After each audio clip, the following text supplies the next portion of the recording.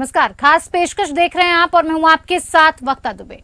मणिपुर में तमाम प्रयासों के बावजूद हिंसा अभी पूरी तरह से शांत नहीं हुई है। रविवार रात भी 2 जगहों पर गोलीबारी हुई जिसमें कम से कम 2 की मौत हो गई। फायरिंग की पहली घटना फेलिंग गांव में हुई तो दूसरी कांग पोखपी के थांग बूह गांव में हुई है और एक मृतक की पहचान 34 साल के जांग खोलूम हाउकेप के रूप में की गई है। और उसके अलावा 16 जुलाई को ही कमेटी ऑन ट्राइबल यूनिटी ने नेशनल हाईवे 2 पर 72 घंटे के शटडाउन का ऐलान कर दिया। मणिपुर में हिंसा की ताजा घटनाओं के बाद संगठन ने शटडाउन का ऐलान किया है। सीओटीयू के महासचिव लामिनलून सिंगसित ने कहा कि 16 जुलाई की मध्य रात्रि से शटडाउन का ऐलान किया गया है। लगातार हो रहे हमले और हत्याओं को देखते हुए ऐसा किया गया है। उन्होंने कहा कि मासूम कुकी लोगों की हत्या हुई है। उनका आरोप है कि म्यांमार से घुसपैठ होती है और वो कट्टरपंथियों के साथ मिलकर हमला करते हैं। आपको बता दें कि शनिवार को भी हिंसा हुई थी जिसमें एक अधेड़ महिला को गोली लगी थी। इम्फाल ईस्ट में गोलीबारी के दौरान उसकी मौत हो गई थी। हमलावरों ने महिला की हत्या के बाद उसका चेहरा कुचल दिया था। रविवार को मणिपुर यूनाइटेड नगा काउंसिल ने नगा इलाके में 12 घंटे के बंद का ऐलान किया था। आपको बता दें कि मणिपुर में पुलिस शस्त्रागार के लूटे गए हथियारों को बरामद करने के लिए जब अभियान चलाया गया तो ऐसे हथियार बरामद हुए जिनको देखकर अधिकारी भी हैरान रह गए। लोहे की पाइप और बिजली के खंभों से हथियार बनाए गए थे। झड़प के दौरान आधुनिक हथियारों के साथ इनका भी इस्तेमाल किया जाता था। मणिपुर के सुदूर गांव में बिजली के खंभे और पानी के पाइप उखाड़े हुए मिले थे। अधिकारियों ने यह भी कहा था कि इसका मतलब है कि इनका इस्तेमाल हथियार बनाने में किया गया है। तो क्या है नगा कुकी का ये पूरा मसला? आखिर नगा नाराज क्यों हो गए हैं मणिपुर में? जिस हिसाब से तस्वीरें सामने आ रही हैं हिंसा की वो काफी भयावह हैं, क्योंकि लगातार जहां कुछ वक्त के लिए ये देखा जा रहा था कि समुदाय कुकी और नगा और मैतेई समुदाय को लेकर जो लगातार खबरें आ रही थी, वहां मणिपुर में कुछ वक्त के लिए जो शांति बहाल की गई थी तो अब वो फिर से एक बार भड़क चुकी है और एक बार फिर से ये नजारा देखने को मिल रहा है कि किस हिसाब से हिंसा भड़क गई है। पिछले 24 घंटे में पुलिस ने 9 लोगों को गिरफ्तार किया है, लेकिन जो हिंसा की खबरें हैं वो लगातार जारी हैं और लगातार हिंसा की खबरें आ रही हैं। सवाल यही है कि आखिर कैसे भड़क रही है हिंसा की आग मणिपुर में? आखिर किन वजहों से इस तरीके का जो माहौल है वो बनता चला जा रहा है? अब ये नगा कुकी बनाम मैतेई होता जा रहा है। आखिर नगा जनजाति जो है वो नाराज क्यों है? क्या कुछ इसके पीछे कारण है? इसी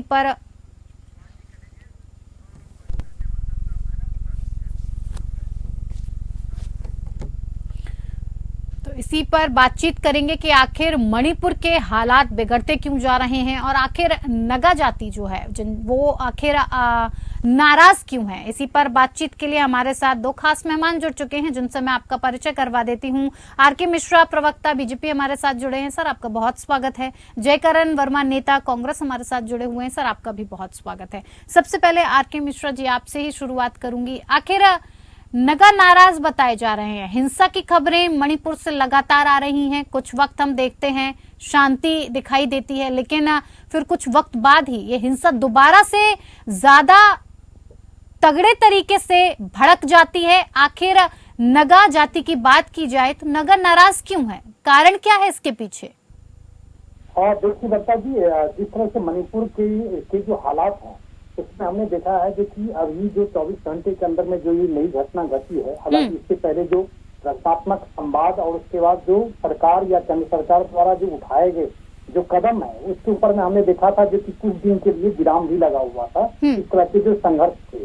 लेकिन मैं एक चीज जरूर यहाँ पर कहना चाहूंगा आपके चैनल के माध्यम से, क्योंकि ये जो संघर्ष है ये संघर्ष कोई नया नहीं है। ये एक विरासत से मिली, जब 1949 में इसका विलय हुआ मणिपुर का, और उस समय से हमने देखा नागा हो, कुकी हो, मैतेई हो, उस समय से ही ये संघर्ष का एक इतिहास रहा है। इससे पिछली वाली भी सरकार जो रही है उस समय में भी इस तरह के संघर्ष चले थे। ये कोई इंस्टेंट नहीं कर सकते जो कि आप इस चीज को इंस्टेंटली इसको हैंडल कर लेंगे और इस चीज को शांति कर लेंगे, क्योंकि जहाँ पर आपका एक महत्वाकांक्षा कहीं ना कहीं आपका अगर रहता है तो मुझे लगता है कहीं ना कहीं चाहे वो राजनीतिक हो चाहे सामाजिक हो। तो मुझे लगता है वहां पर कहीं ना कहीं जो हिंसा है या संघर्ष है वो कहीं ना कहीं लंबा खिंचता है। मुझे लगता है केंद्र सरकार हो या राज्य सरकार हो अपनी संवेदनशीलता को बरकरार रखते हुए वहां के जो हालात हैं उसके ऊपर में नजर रखते हुए है और रचनात्मक जो संवाद है वो भी बिल्कुल जारी है। और जहां तक बात है हमने सबने देखा है जो कि किस तरह से जब 12 उग्रवादी को पकड़ा गया था तो वहां पर स्थानीय महिलाओं ने किस तरह से उसका बचाव किया था। ये सारी परिस्थितियां जो फोर्स है वहां पर भी सामने आई है, लेकिन उसके बावजूद भी सरकारें गंभीर है और बिल्कुल संवाद भी कर रही है। और इसी का नतीजा था जो कुछ दिन तक वहां पर जो संघर्ष था, जो हिंसा थी वो बिल्कुल शांति का माहौल था वहां पे। लेकिन जो ये घटना नहीं घटी है, जिस तरह से हमने देखा है कि एक महिला की हत्या हो जाती है और यहाँ पर उनका तो चेहरा है वो बिगाड़ दिया जाता है, तो ये सब सारी चीजें देखिए मुझे लगता है जो कि ये बिल्कुल इसके ऊपर में काबू पा लिया जाएगा और जल्दी ही काबू पा लिया जाएगा। जयकरण वर्मा जी, जिस तरह की स्थितियां अभी हम मणिपुर में देख रहे हैं, इसे देखकर आपको क्या लगता है ना जो नगा हैं वो किस बात को लेकर इतना ज्यादा नाराज है सरकार से, राज्य सरकार से, जो इस तरह की घटनाएं लगातार सामने आ रही हैं और वो उसका विरोध भी कर रहे हैं? नहीं वक्ता जी, देखिए अभी मिश्रा साहब ने कहा कि ये इतिहास बताता है कि वहां का जो ये घर जल रहे हैं, मणिपुर जल रहा है, ये इनकी रोकने की बस की बात मिश्रा जी के नहीं है। और शायद मिश्रा जी ये कहना चाहते हैं कि मिश्रा जी नहीं रोक सकते, इसको रोकने में मोदी और अमित शाह भी उनके बस की बात नहीं, क्योंकि इतिहास है वहां के लोगों को लड़ना झगड़ना, ये इनके बस की शांति व्यवस्था बनाए रखने की इनके बस में नहीं है, इनके कानून में नहीं आता है। अरे मिश्रा जी, आप इस तरह का उदाहरण देख करके क्या साबित करना चाहते हो कि वो मणिपुर जो आज कई महीनों से जल रहा है, लोग मर रहे हैं, लोग खाने पीने को तरस रहे हैं, देश में इसका दुनिया में बहुत गलत संदेश जा रहा है।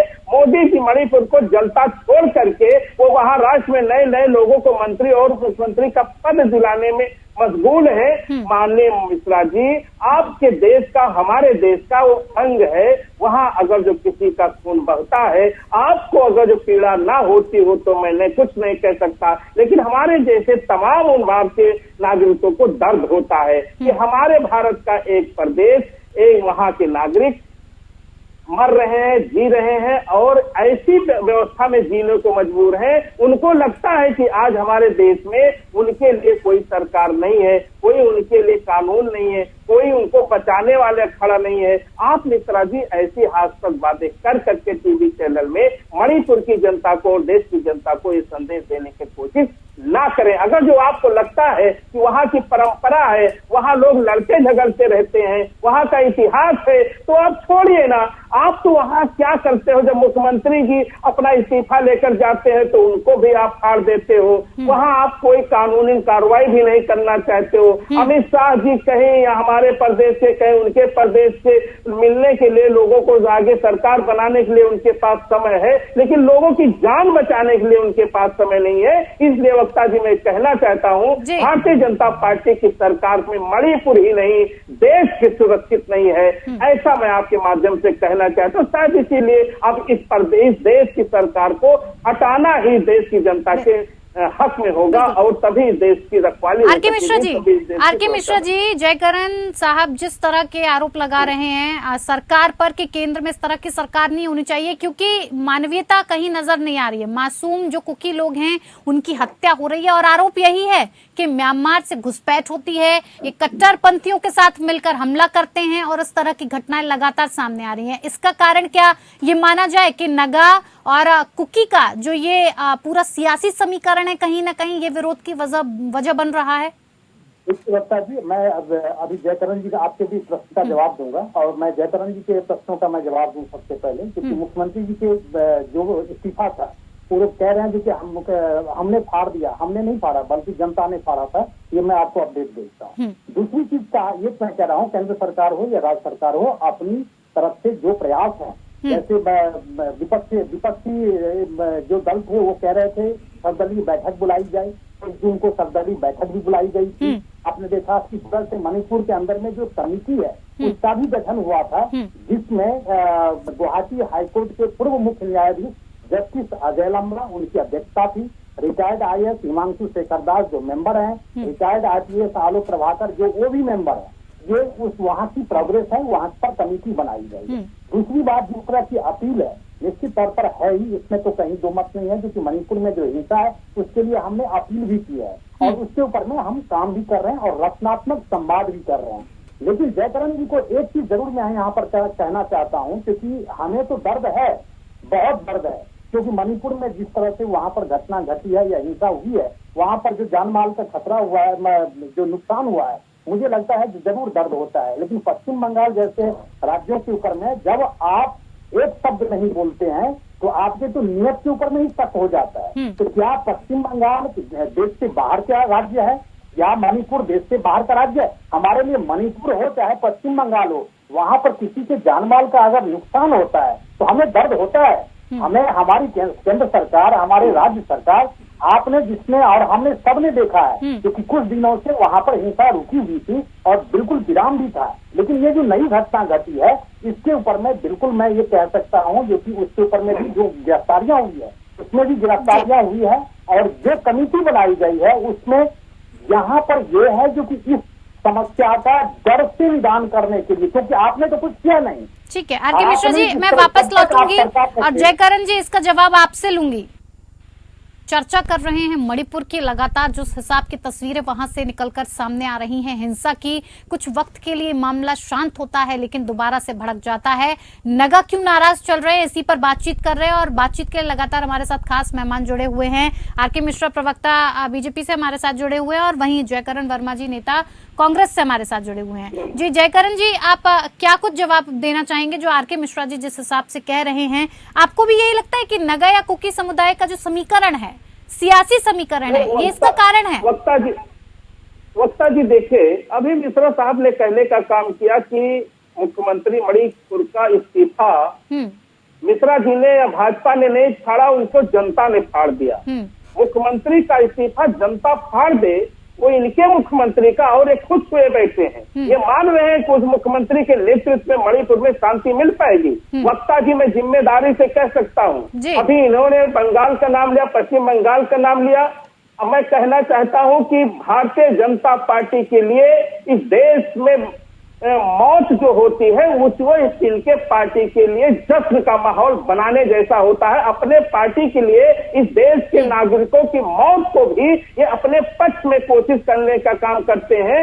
इसका मैं सीधा उदाहरण देता हूँ। आपने देखा होगा कि अभी बिहार में किस प्रकार से एक कार्यकर्ता की मौत पर इन्होंने किस प्रकार से एजेंट खड़े करने का काम किया, और एक झूठा एक पूर्व सांसद या वर्तमान सांसद में थोड़ा सी जानकारी में इधर उधर हो सकता हूँ, ये करेक्ट कर दीजिएगा, लेकिन उनका भी नाम लेकर के इन्होंने एक पोपोडंडा करने का काम किया। लेकिन वहां की जनता ने, वहां की CCTV कैमरे ने, वहां के फुटेज ने उनके झूठ को बेनकाब कर दिया। ये जब कोई देश की जनता मरती है तो अपने पाले में खींच करके जश्न मनाने का काम करते हैं और पार्टी का झंडा उड़ा करके अपने प्रति भावनाएं खींचने का काम करते हैं। जब बंगाल में लोग मरते हैं तब ये भारतीय जनता पार्टी का कार्यकर्ता कह करके अपने प्रति भावनाओं को तोड़ने का काम करते हैं। जब अयोध्या में लोगों की मौत होती है तब ये उसको हिंदू धर्म से जोड़ने का काम करते हैं। जब गोधरा में कांड होता है तब माननीय मोदी साहब उस मौत को भी भारतीय जनता पार्टी से जोड़ करके दुनिया में प्रचार प्रसार करने का काम करते हैं। अरे माननीय मिश्रा जी, मौत होती है,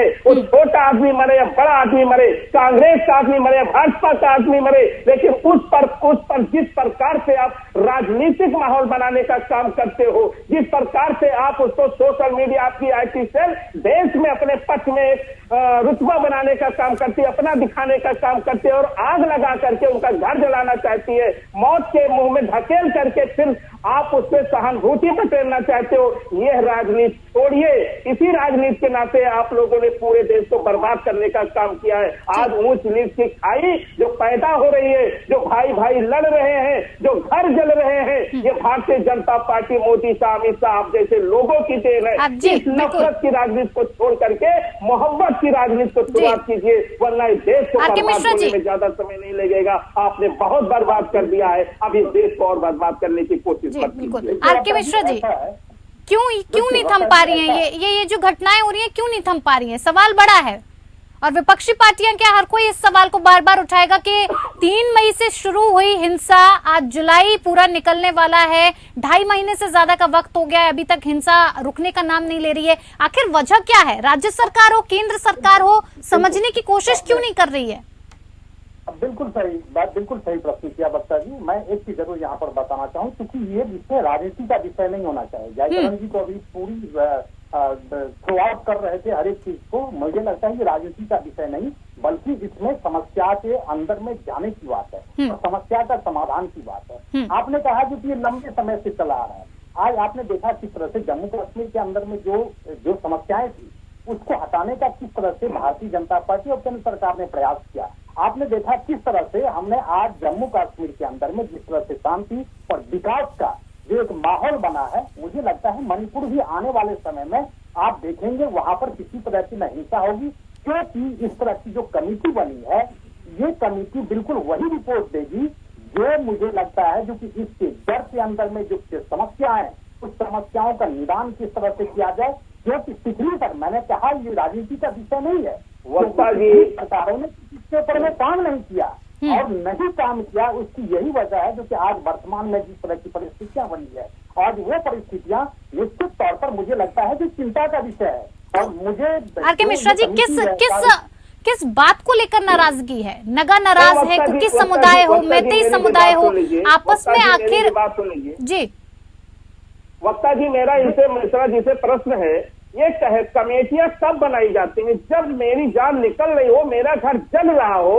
हमारा देश की सीमाएं सुरक्षित न हो और एक कमेटी बनाकर जांच करवाने के कार्य कर रहे हैं। आप उस बात को टालने की बात कर रहे हैं। अरे आज जरूरत है मिश्रा जी, माननीय शाह से कहिए कि वो एक्शन लेने का। आज जरूरत है मोदी साहब से कहिए कि थोड़ा से समय अपने घूमने टहलने और सरकार को तोड़ मरोड़ करने के बजाय मणिपुर भी दर्शन करने, वहां के जलते हुए घायल लोगों को, मरे जिए लोगों के दुख दर्द भी बांटने का साथ रखें। जलाकर मार देना और एक प्रदेश को बर्बाद कर देना इस देश के लिए अच्छा नहीं है। आप कहते हो कमेटी बना दी, कमेटी तब बनाई जाती है महोदय जब किसी बात को एक विशेष रूप से जांच पड़ताल, यहाँ जांच विषय बाद में आएगा, पहले वहाँ शांति करना सीखिए। अगर जो नहीं कर सकते हो तो अपील कह दीजिए, माननीय मोदी जी से कह दें। मोदी जी बहुत बड़े नेता है, बहुत बड़े नेता, उनके कहने मात्र हिसाब से सकता है, लेकिन आप तो विरोध करना जानते हैं। माननीय राहुल गांधी जी जब गए तब भी आपने विरोध, ठीक है, जवाब सुन लेते हैं आर.के. मिश्रा जी,